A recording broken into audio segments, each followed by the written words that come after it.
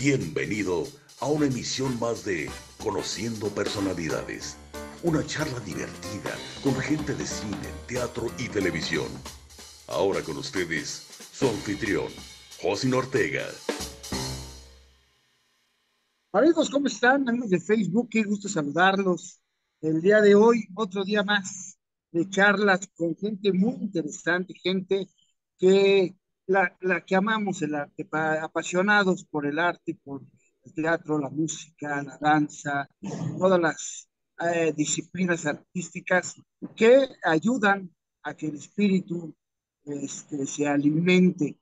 Y el día de hoy, bueno, tenemos el placer de tener a un gran invitado, un maestro, este, que ha dedicado su vida a platicar en silencio. Pero bueno, vamos a platicar con él, ahora no en silencio, sino vamos a tratar de conocer un poco más de él y de su trabajo. Él es Carlos Martínez, que está desde Barcelona con nosotros. Carlos, ¿cómo estás? Pues bien, bien, ya me he lavado los dientes porque aquí son las 11 de la noche. Ya toca ir a la cama, pero bueno, un placer conocerte, un placer aceptar tu invitación. Gracias por contar conmigo. Así que estoy muy contento, de verdad. Qué gusto, ¿no? Y gracias a ti por regalarnos un momento, un rato de tu tiempo, este, que de repente, primero por la hora y luego por las circunstancias, de repente se complica, pero gracias a Dios nos conectamos y estamos aquí para platicar y conocer más de tu trabajo. Primeramente, yo quisiera preguntarte, ¿cuándo y cómo es que empiezas en este mundo, de la actuación y por qué escoges la mímica como tu base? Bien de niño yo quería ser actor, es decir, yo no sabía lo que era un mimo, de niño no sabía lo que era un mimo, no había mimos ni en la televisión, de hecho no teníamos ni televisión, ¿no? Para ir a la televisión Cierto. teníamos que ir al bar del Ajá, pueblo. Entonces no había noticias de mimos. Eso sí, de teatro sí. Además mi madre me llevaba al teatro, me llevaba al cine. O sea que mi pasión era ser actor. No podía soñar con ser mimo. Fue en la escuela de teatro donde descubrí como una asignatura más el arte del mimo y a partir de ahí pues fui entrando en ese terreno silencioso, gestual, que me ayudó a ser, diríamos, me ayudó a ser un poco mejor actor, ¿no? Porque de alguna manera, como Víctor Hernando dice, el mimo es la ajá. mínima y la máxima expresión del teatro.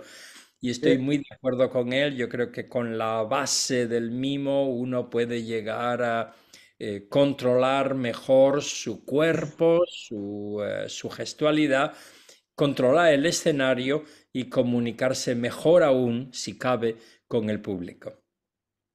claro, le mandamos un fuerte saludo a Víctor, por cierto, seguramente nos estará viendo. Este, sí, platicábamos con él la vez pasada de esto. Y yo concuerdo con esto de que el cuerpo tiene su propio lenguaje muchas veces y no lo sabemos expresar, no sabemos hablar con él. Sin embargo, todo el tiempo lo usamos. Lo que tenemos que hacer ahora es ser conscientes de él, ¿no? Claro. Em, una cosa es la comunicación no verbal, que es lo Ajá, que hacemos en la vida cuando hablamos. Es una gestualidad que no controlamos, es inconsciente. Uno se mueve sin saber lo que está haciendo, se mueve las manos, se rasca,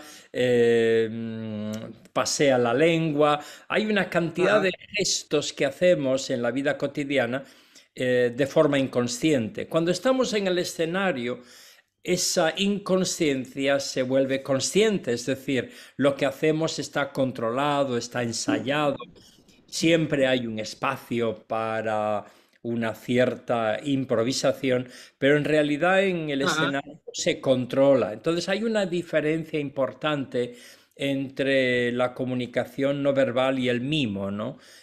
Por eso Claro, es importante conocer las dos cosas, las dos artes, si se puede llamar así, porque de hecho los mimos lo que hacemos es observar esos gestos que se hacen de forma inconsciente para llevarlos al teatro de forma consciente.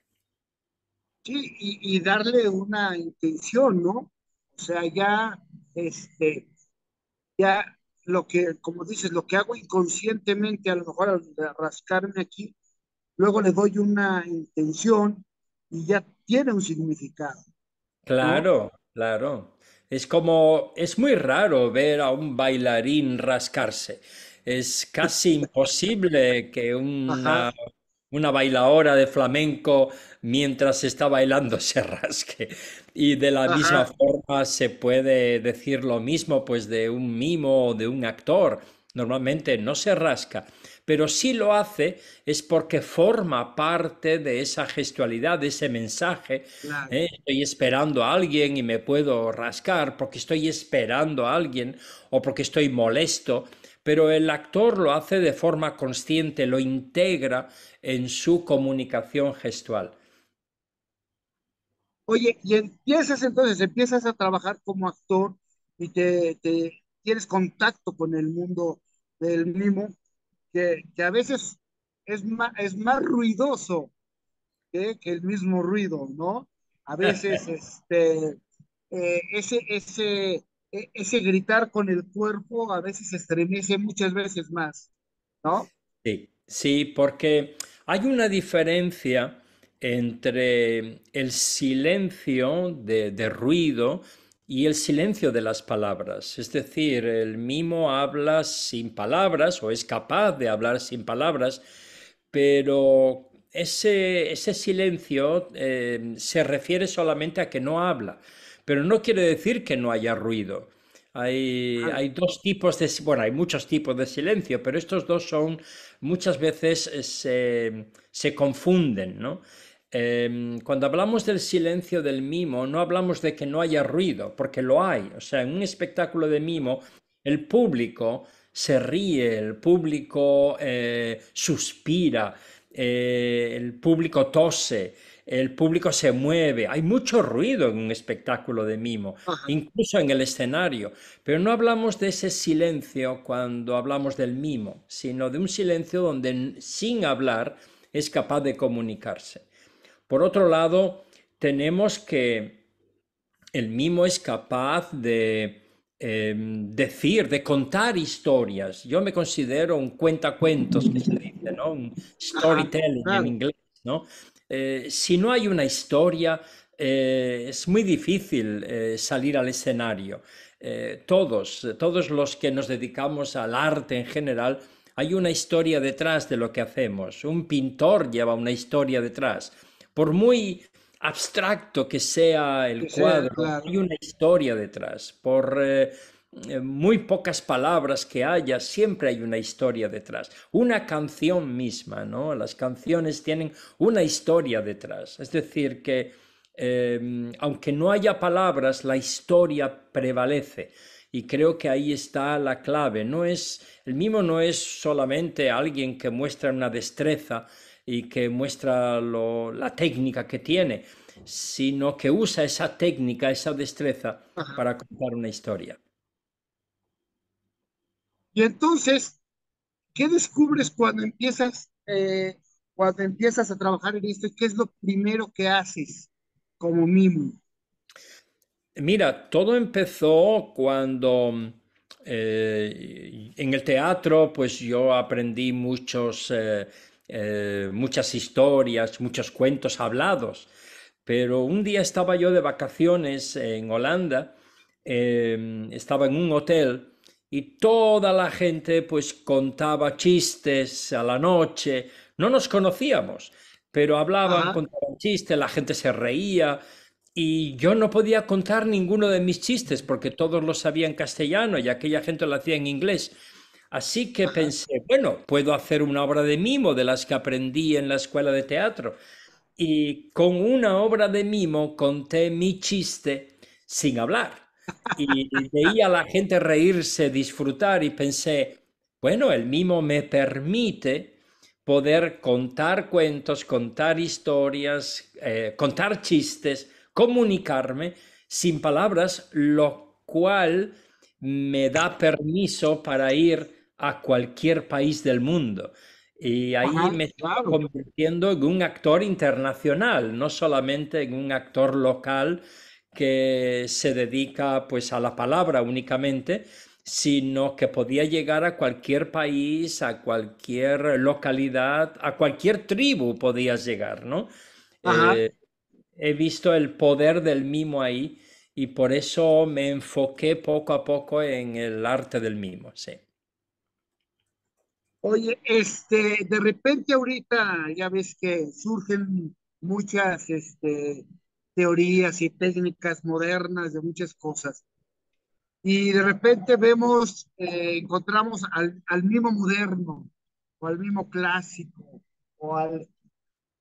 ¿Tú cómo ves esta separación de géneros o de técnicas? ¿Y a cuál te sientes que perteneces tú?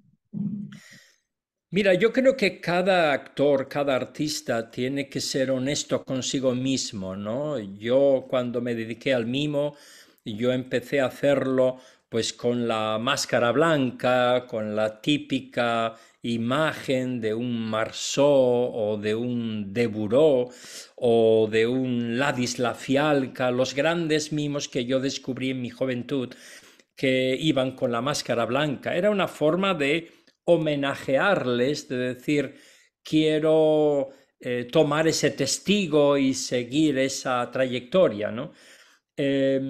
Y cuando descubrí que eso me permitía contar historias, que era lo que yo quería, a fin de cuentas, Ajá, contar historias sin hablar, poder ir a cualquier país con con esas técnicas, con esa calidad, pues pensé, voy a centrarme en esa línea. Junto con todo mi equipo, mi manager, mi representante, promotora, director escénico, con todo mi equipo, apostamos por esa línea y dijimos, voy a ir por ahí, voy a ser fiel a esta decisión que he tomado. ajá, Eh, Después, cuando eres fiel a una línea, no estás rechazando otras líneas. Cuando veo claro. a otros mimos que no se maquillan o que hacen otro tipo de mimo, es una preciosidad porque dices, qué bien, ellos han apostado por el mimo, pero por hacerlo de otra manera. Es el respeto mutuo. Yo creo que los artistas tenemos que respetar primero nuestra profesión, respetarnos a nosotros mismos por tomar una decisión muy concreta y respetar a los colegas. Y no es aquello de este es mejor que yo, este es peor que yo, esto no es mimo, esto es mimo. Y nunca consideré eso, solamente fui eh, coherente con mi decisión y me he Ajá. mantenido así pues 40 años, ¿no?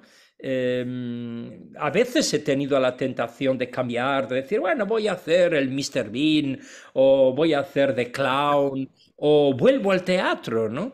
Em, Ajá, Sí, pero todo mi equipo me apoyó y me dijo, oye, vamos a ser consecuente porque el mimo pues ya empezaba a pasar de moda, ¿no? En los 90 empezó, yo en los ajá, 80 claro. había mimos por todos los lados, ¿no? En los 90 empezó a desaparecer un poco el mimo y yo le pregunté un día a mi manager, ¿debo dejar de hacer mimo como lo están haciendo los demás? Y mi manager me dice, no, sigue haciendo lo que tú haces porque el mimo volverá otra vez y cuando vuelva te va a encontrar con 40 años de experiencia. Y por eso me mantuve fiel a este estilo, que no quiere decir que esté en contra de todos los demás. Al contrario, Claro, es invitar a los demás a que sean consecuentes con su estilo. sí, y muy importante, esto de ser coherente, porque de repente brincamos y perdemos una identidad, ¿no? Por Sí. querer estar en todo, descubrir todo, o ser parte de todo, y perdemos nuestra propia identidad, que muchas veces es muy complicado primero descubrirla, exacto. descubrirla, y después poder trabajarla. Y, y bueno, empiezas a trabajar, empiezas a hacer, a descubrir, y de repente encontramos, por ejemplo, rutinas que ya son clásicas, como la pared, como las máscaras, algunas rutinas clásicas, inclusive que las hizo clásicas Marcel Marceau, las podemos ver. Pero tú, ¿cómo empiezas a crear tus propias rutinas? ¿Cómo un mimo empieza a crear una historia? ¿De dónde surge una historia de Carlos Martínez? Hay muchas formas de empezar. La creatividad se dice que empieza de la nada, ¿no? Empieza del aire. En el mimo trabajamos con el aire. Y el aire lo tenemos que moldear, lo tenemos que modelar, tenemos que darle forma. Como el escultor trabaja con el Ajá, barro, con el bronce o cualquier otro material, lo tenemos que modelar, lo tenemos que trabajar. Y a partir de ahí, pues uno empieza a lo mejor a tocar una pared o a agarrar un vaso o a pintar en mimo. Y a partir de ahí es cuando empieza a suceder algo, como todo proceso creativo. Yo parto sobre todo del objeto. Hay muchas formas de ok. hacerlo, pero yo busco un objeto, busco un cuchillo, busco un tenedor y ya estoy comiendo, ¿no? Busco un objeto y a partir del objeto empiezo a ver dónde me lleva, porque el objeto puede ya marcar un personaje, el objeto te puede ya marcar una emoción incluso.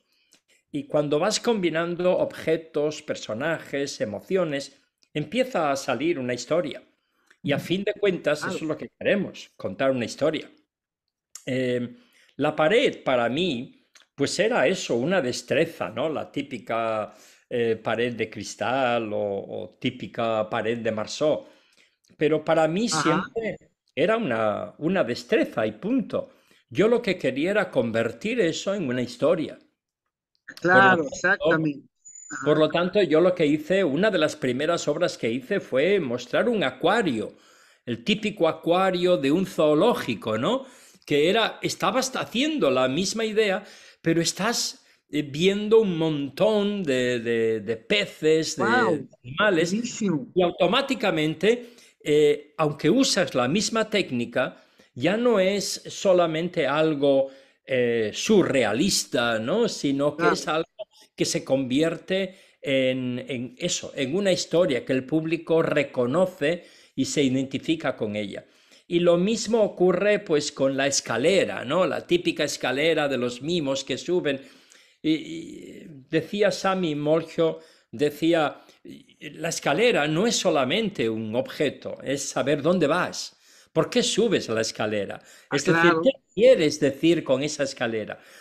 Mostrar al público que sabe subir a una escalera sería como pedir a un orador, a un conferenciante que estuviera leyendo un diccionario, ¿no? De palabras, ¿no? Ajá.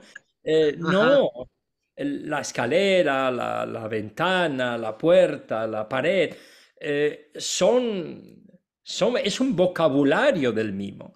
No salimos al escenario a dar un vocabulario, salimos a contar una historia con ese vocabulario. Ah, no, es buenísimo porque precisamente este, ahí descubrimos muchas veces la destreza del mimo. O sea, ¿por qué? Porque al mismo objeto le vamos dando un significado diferente, ¿no? Y el mismo Sí. significado, el mismo objeto que tú le puedes dar, por ejemplo, el de la pared, que es fantástico, que lo hacemos muchas veces ya como algo esencial. El mismo tiene que hacer la pared. Pero ahora que me platicas el sentido del acuario, entonces la mente empieza a, a moverse. Y bueno, ahora yo te estoy imaginando a ti pudiendo ver a través de esa pared a una medusa y luego vienen Exacto. los, o sea, increíble, ¿no? Sí, esa técnica se utiliza para muchas cosas. Es decir, fíjate, cuando vino la pandemia y yo me encontré en casa encerrado, eh, me dio por practicar, ¿no? Porque lo hago, pero en la pandemia uno no quiere practicar, no quiere hacer nada. Pero lo que hice en la pandemia fue, en uno de los ensayos que hago prácticamente cada día, fue tocar la pared y darme cuenta de que eso era un símbolo del confinamiento. Eso era un símbolo de la pandemia, ¿no? Fue muy curioso ver esto. Ya no era una caja de cristal, ya no era una técnica, ya era todo un símbolo de los que nos sentimos atrapados, confinados en casa porque no podíamos salir. Eso que era una destreza solamente convirtió en todo un mensaje casi terapéutico para saber que cuando uno está confinado en casa, no puede salir, siempre hay la opción de ir creando. Cuando uno se siente encerrado en cuatro paredes, uno pierde un poco, puede perder la esperanza, pero cuando tocas la pared, no, tú puedes ver a través. Ajá. Eso, al ser mimo, tú puedes pasar la mano por aquí. Es decir, el mimo te permite ver esa esperanza y me dio una fortaleza tremenda saber que mi arte estaba sirviendo también como una terapia para el ser humano, ¿no? Y eso, incluso la pared. El objetivo es transmitir un poco de esperanza. Hay gente que viene al teatro a sentir paz, a sentir esperanza de nuevo. Una señora vino a ver mi actuación el sábado y al acabar me dijo, mire, yo tenía que ser operada ayer, viernes, pero le dije al médico, ¿me puede operar usted el lunes? Porque antes de morir, si es que muero en la operación, me gustaría morir en paz. Y yo sé que viene un acto que me va a dar paz. Así que permítame usted que en vez de operarme el viernes, cuando me dijo eso pensé, ese es nuestro trabajo en el escenario, al margen de la destreza, estilo, la forma de contar. eh, lo- Tenemos que transmitir esa esperanza, porque yo creo que además de para entretenerse y divertirse, pagan también por llevarse un poco de esperanza a casa. Buenísimo, buenísimo. Oye, y cuando vemos al mimo, muchas veces nos cuesta trabajo identificarlo en el teatro, ¿no? Mucha gente se queda con el mimo ese de la calle, que sigue a las personas, que los imita y todo. ¿Cómo logras hacer que la gente encuentre al mimo, que lo busque al mimo, pero en el teatro? Eso fue clave en mi trabajo. Yo quería devolver el mimo al teatro. Siempre dije que, a ver, reconozco el trabajo de los mimos de calle. Yo conozco mimos muy queridos que trabajan en la calle y los respeto muchísimo porque sé lo difícil que es. De hecho, lo practiqué y Ajá. dije, no, no, esto no es lo mío. Yo necesito un público sentado que pueda apreciar la historia y no solo la destreza, ¿no? Y quise llevar el teatro al mimo, el mimo al El teatro, mismo perdón. teatro. Eso me arropé de un equipo de gente que, como mi representante, que supo venderme, llevarme a los teatros. Eso es clave. Cuando tienes claro cuál es tu lugar, pues luchas por ello, ¿no? Y Claro. actuando en los teatros donde la gente paga su entrada, que eso ya es un milagro, que paguen una entrada es un milagro. Que vengan a ver un espectáculo de mimo. Al principio hay gente que ni siquiera sabe lo que es mimo, pero vienen porque es un teatro. Es decir, hay gente que está abonada al teatro, no sé si se dice Ajá. así, que tiene, que paga una cuota, pues no sé, anual, para ir al teatro y puede ir cuando quiera. Y hay gente que viene al teatro porque está abonada o porque les gusta el teatro. No vienen a ver un mimo, no vienen a ver quién actúa. Hay gente que no sabe ni quién soy, ni a qué Claro.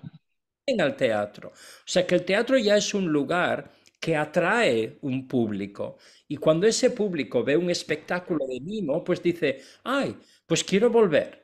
Estamos educando al público a que el mimo también puede sobrevivir, también tiene algo que decir en el teatro.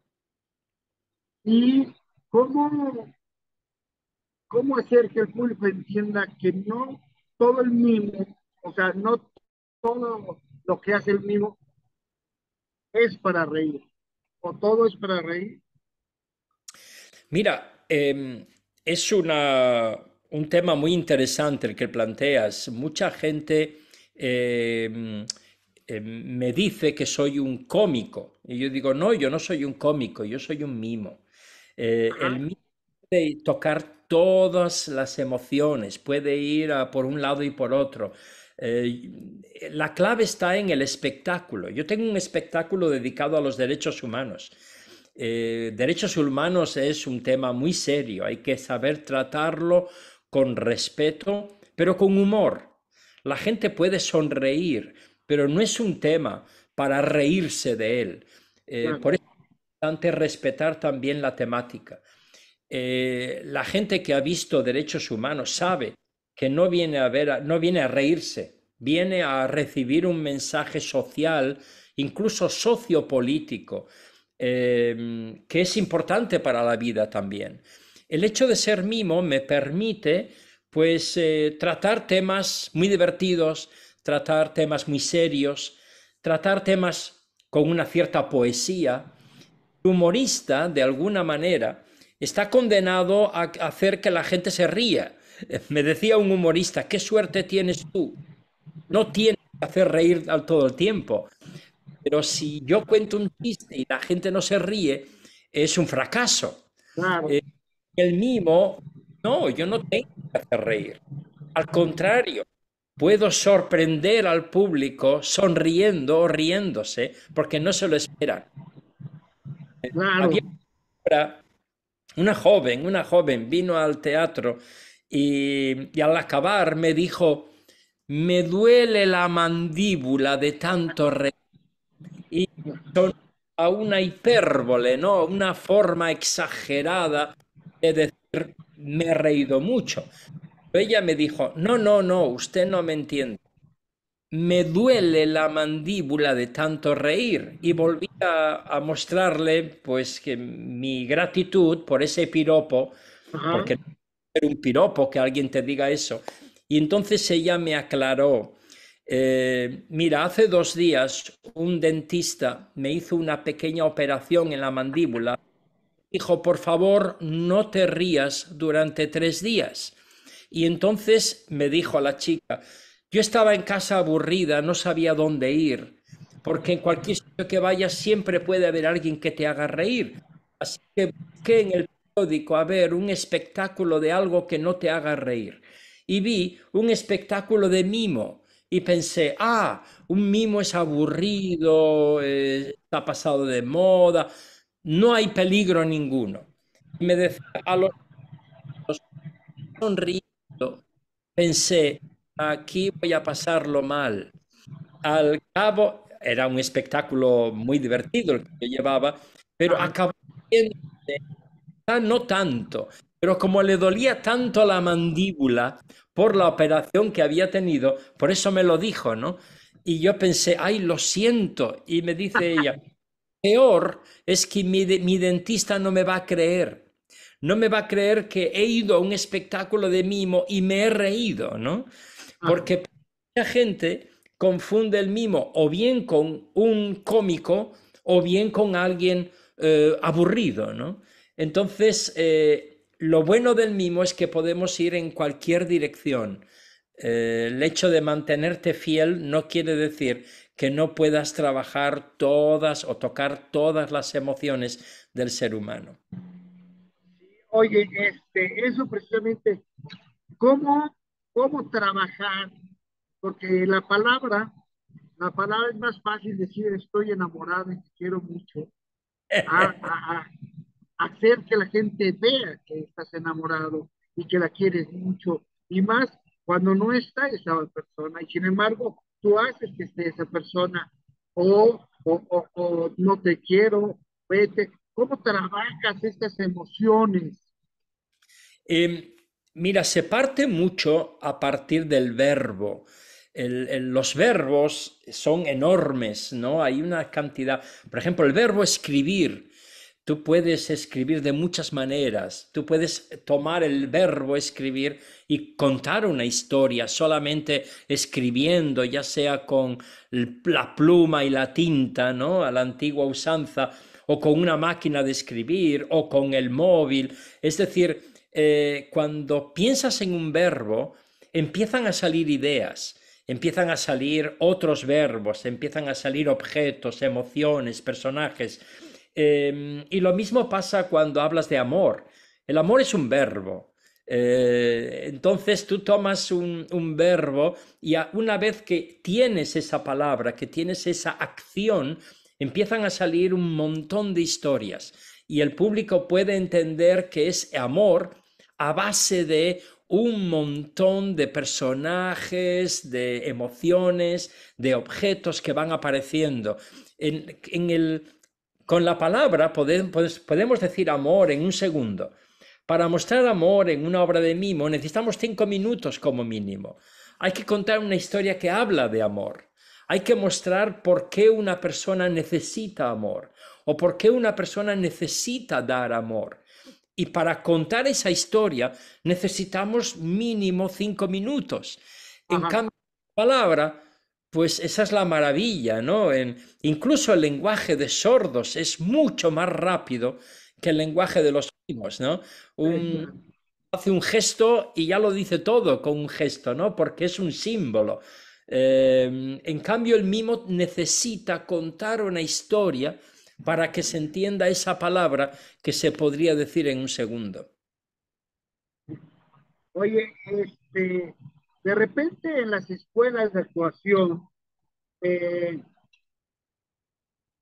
hay clases de expresión corporal, hay clases de manejo del cuerpo y todo, pero muchas veces para los mismos actores, como te pasó en algún momento a ti, como me pasó a mí, el descubrir el lenguaje, o sea, la mímica y la pantomima, también es una sorpresa, porque, porque no es nada más estirar el brazo, sino, como decíamos, darle una intención, darle un motivo, darle una historia.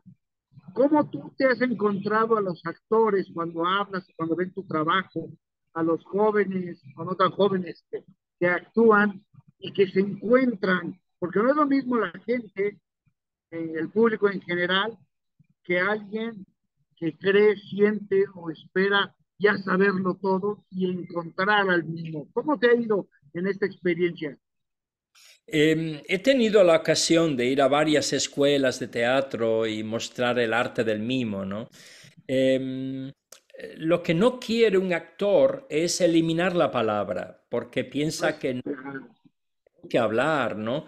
Pero cuando ven que el mimo les puede ayudar a mostrar la palabra, a mostrar ese detalle, ese subtexto de la palabra, a mostrarlo con un gesto, eso es lo que les enamora, ¿no? Lo que les gusta del mimo. No tienen que hacer una pared de cristal, pero sí que pueden combinar expresiones faciales, un gesto con la mano, la postura, caminar por el escenario, el trabajar las emociones, Hay tanto material en el mimo, el dejar una mano fija y poder mover el resto del cuerpo. Estas cosas, cuando un actor lo puede integrar, Hamlet es mucho mejor entonces. Y Ofelia también, ¿no? Es decir, podemos hacer personajes expresando no solamente lo que dice, sino lo que le lleva a decir eso. ¿Por qué Hamlet dice el ser o no ser, ¿no? Ahí hay una gestualidad inicial, antes del ser, antes de que venga Ajá. la... Ya hay una idea, ya hay un gesto, ya hay una emoción que yo creo que se debe ver antes de que llegue la palabra. Y y bueno, ahorita, ¿qué espectáculos son los que tienes? Además de, por ejemplo, ese de derechos humanos. Yo tengo nueve espectáculos y eso me permite a regresar al mismo teatro. Sabes que los teatros te contratan y cuando te contratan de nuevo después de 2 años quieren un espectáculo nuevo. Entonces, claro, yo puedo ir pues durante 18 años al mismo teatro. Claro. Pero este año estoy concentrándome en mi 40 aniversario.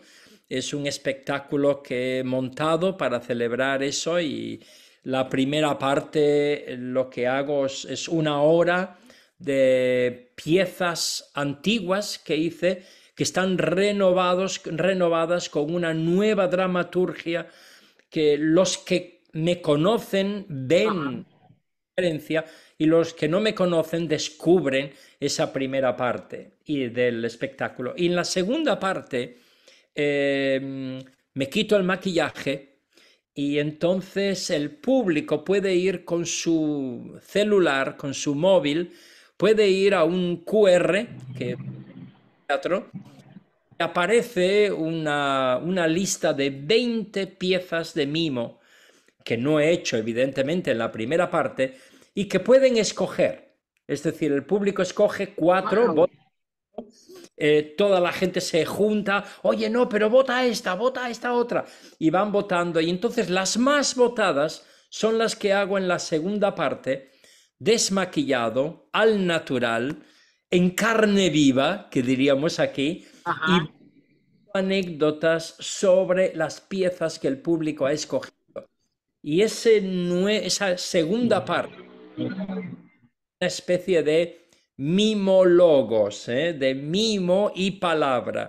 Ah, ok. Ha sido un acierto, mi director escénico me ayudó a crear esa dramaturgia y cada noche es distinto, porque la gente puede votar otras piezas. La primera parte es fija, pero la segunda el espectador puede elegir, ¿no? Y a veces hay gente que viene otra vez para escoger otras piezas, ¿no? Es un regalo para el público, pero también para mí. Claro. Oye, pues está padrísimo porque además de que, bueno, vas creando nuevas historias y vas usando nuevos momentos y nuevas situaciones para crear estas historias, además te estás complementando con las tecnologías, utilizándolas y todo, o sea, el mismo también se va renovando, ¿no? Importante. Claro, el mimo, el hecho de hacer mimo, de hacer un arte que mucha gente piensa que está pasado de moda, pues está pasado de moda para los que quizá ya conocen el mimo, pero hay mucha gente que no ha visto mimo todavía. Claro, A los teatros, hay teatros donde la gente viene, como te decía antes, vienen por el teatro o vienen porque alguien les ha regalado una entrada o porque había una oferta. No vienen a ver mimo, no conocen el mimo, pero cuando descubren el mimo, ese mimo no está pasado de moda. Ese mimo es nuevo, es una novedad. No saben la historia del mimo, no tienen ni idea. Hay gente que ha olvidado el arte del mimo, como ha olvidado tantas otras artes, ¿no? Pero cuando la descubren, ya no ha pasado de moda, es algo moderno, es algo nuevo. A veces voy a los colegios a hacer mimo para niños, ajá, niños de 6, 8 años, y les enseño, les hago 3 o 4 piezas de mimo, para ellos el mimo no ha pasado de moda. Es nuevo, es un descubrimiento. Entonces creo que nuestro deber no es actuar para mimos, porque al final quedamos en un círculo cerrado. Es llevar el mimo donde no se conoce, porque ese es el público que realmente queremos, al que realmente queremos llegar, al público que no califica al mimo de pasado de moda, aburrido, porque nunca lo han visto. Ajá. Quizá, quizá lo relacionan por lo que han oído, pero no han visto un espectáculo de mimo en teatro y cuando lo ven cambian de opinión. No, buenísimo. Carlos, bueno, ahorita vienes trabajando tu espectáculo de los 40 años. ¿Y qué más viene para ti? ¿Qué te falta por descubrir en este maravilloso mundo del mimo? Pues mira, un mimo no deja de ser un niño grande que sigue soñando, ¿no? Y yo soñaba con ser actor, pero no podía soñar con ser mimo porque no sabía lo que era. Mi trabajo sigue siendo llevar el arte del mimo allí donde pueda para que muchos niños puedan soñar con ser mimo. Creo que esa es nuestra misión. Cuando yo me encontré con un mimo, yo llevaba, no sé, 10 años actuando, había estado en 12 países y me sentía un mimo pues internacional. Y conocí a un mimo mucho mayor que yo, ya viejecito, y le pregunté, ¿en cuántos países ha estado usted trabajando? Y yo presumiendo de mis 12 países. Y el hombre me dijo 180. 180 países. Y yo pensé, los que me quedan todavía. He visitado 44 países y creo que mi deber como mimo no es enterrar mi arte en mi país o en mi continente, sino llevarlo al mundo entero, llevarlo a todos los lugares, porque esa es nuestra responsabilidad. Tenemos la responsabilidad, ya que no hablamos, de llevarlo a todos los países del mundo. Así que sueño con seguir entrando en nuevos países, en seguir presentando el espectáculo a gente que nunca ha visto el mimo, que nunca ha oído de Carlos Martínez, pero haciendo que vean que es posible emocionarse de nuevo, que es posible tener ese rayo de esperanza para seguir adelante en esta vida que muchas veces nos la quita con tanta facilidad. Carlos, pues no me queda más que agradecerte este rato de charla, extraordinario, divertido, entretenido, un placer conocer de tu vida y y bueno, seguir enamorados del mundo del silencio. Sí. Yo creo que esa es la clave, Josín, esa es la clave, que cuando la gente vea un mimo, que la gente se enamore de ese arte, ¿no? Cuando un niño vea un mimo, pues pueda decirle a su padre, papá, yo también quiero ser mimo, ¿no? Es que la gente se enamore otra vez. No hacemos mimo para que la gente diga, uy, qué bonito, o qué difícil. Es para que la gente diga, yo también quiero hacerlo. Y eso es el mejor aplauso que podemos recibir cuando estamos en el escenario. Claro. Carlos, pues muchas gracias por esta charla. Un placer. Y hay que venir a México a celebrar los 40 años. Espero, mira, ayer mismo estuve cenando con tres artistas mexicanos en Barcelona, con, ¿cómo eran? Ricardo Cornelius, estuve con él, con Racha y también con Miguel González, llamado Mimo Chispa, y Ajá. los vienen de México. Y estábamos cenando ayer y yo decía, fíjate, ahora tengo una entrevista de México. Qué curioso, ¿no? Supongo que es uno de los países que me faltan, así que quizá ese sea el siguiente paso cuando llegue el momento para mostrar el mimo, o por lo menos mi mimo, mostrarlo en tu país. ¿Cuándo celebras tus 40 años? ¿Para Los cuándo celebré es? este año, estoy con los 41 y a ver, en el 2025 estoy planeando lo que se podría decir, suena un poco pedante, pero podría decir una gira mundial o por lo menos una gira intercontinental para celebrar mis 70 años, mi cumpleaños en el 2025. ¿Qué mejor forma de celebrar? Ah, Pues presentando un espectáculo en países que quedan muy lejos, pero que ese año me gustaría celebrarlo así. Así que de momento tengo Estados Unidos, Argentina, Japón, estamos en contacto con India y tal vez podemos incluir México en esa. seguramente. Sí. Bueno, te mando un fuerte abrazo. Igualmente, igualmente. Hasta la próxima. Hasta la próxima. Un placer Igualmente. platicar con el maestro Carlos Martínez. ¿eh? Gracias, Carlos, Chao, y adiós. hasta siempre. Igualmente. Gracias, yo soy José Ortega y nos vemos en otra charla aquí en Conociendo Personalidades.